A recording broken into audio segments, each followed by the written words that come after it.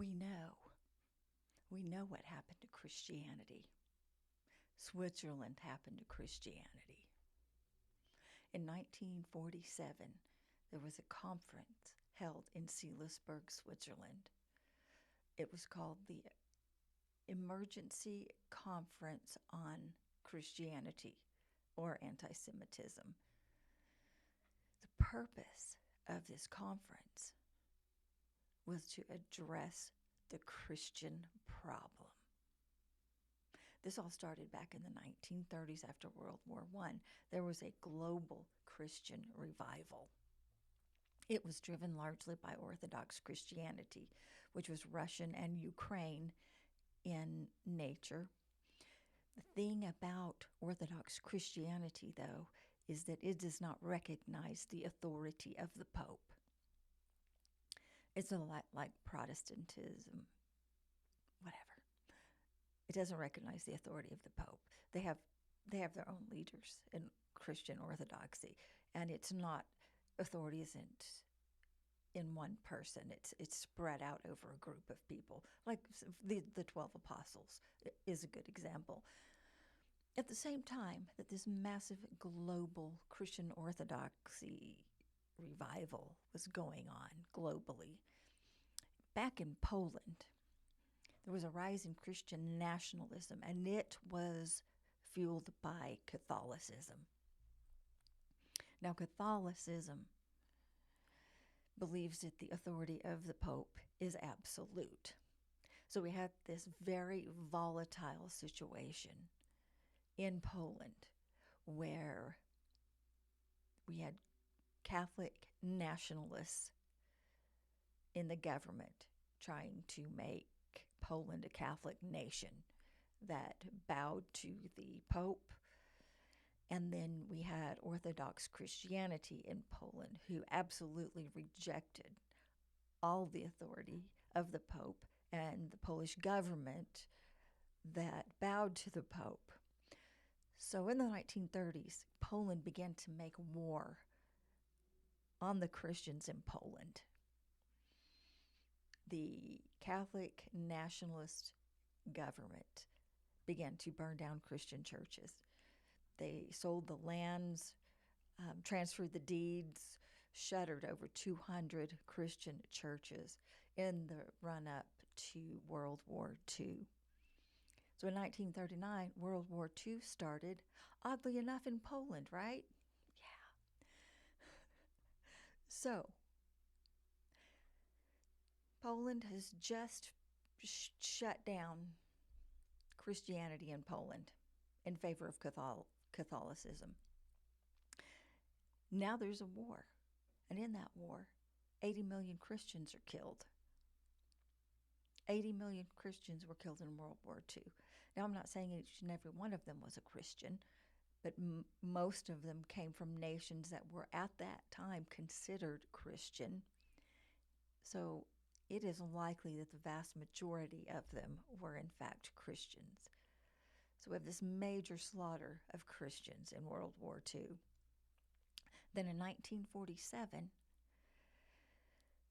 the Archbishop of Canterbury, a rabbi by the name of Leo Beck, and a French historian by the name of Jules Isaac spearheaded this convention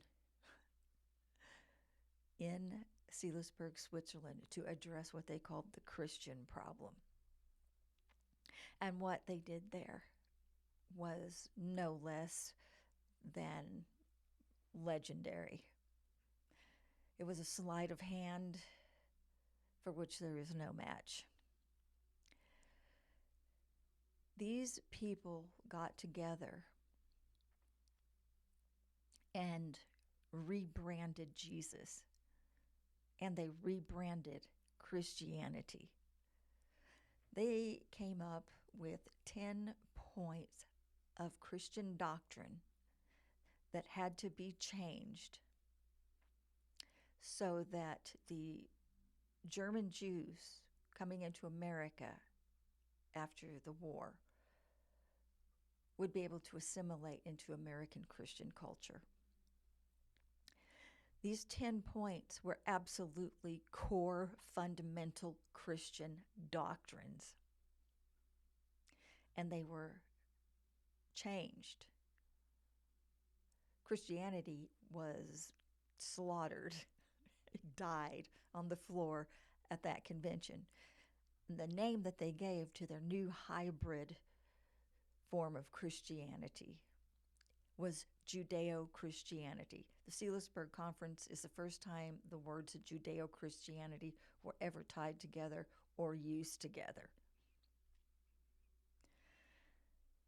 So what that did was it essentially subjugated the Christian church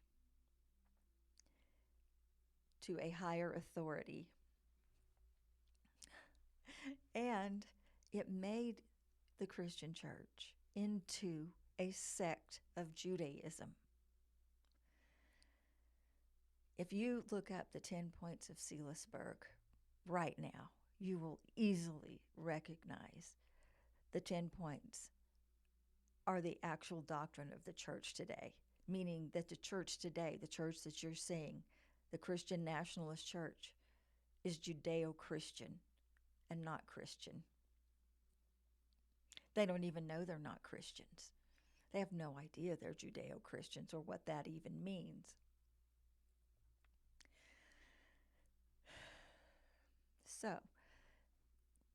the first tenet of the 10 points of Seelisberg is there's one God. In the Old and New Testament, we all believe in the one God. The second one is Jesus is a Jew. The third one is the apostles were Jews. The fourth one is you have to love us or you're not even a Christian. The fifth one, oh my God, do I remember the fifth one? Oh, yes, I do. Do not extol Christianity above any other religion. Okay, this is a form of moral relativism here, inserted in number 5, that says that all religions are equal. One is not better than the other, and we're not allowed to say so. So, everything that you're witnessing today with Christians in this country is a direct result of this sleight of hand, this deception that occurred in Seelisberg, Switzerland. You see my nose flaring in contempt. In Seelisberg, Switzerland in 1947.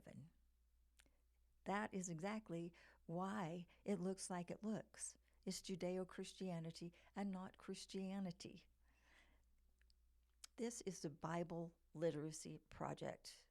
I'm going to teach you the Bible as it is written and not as it has been imagined or reimagined.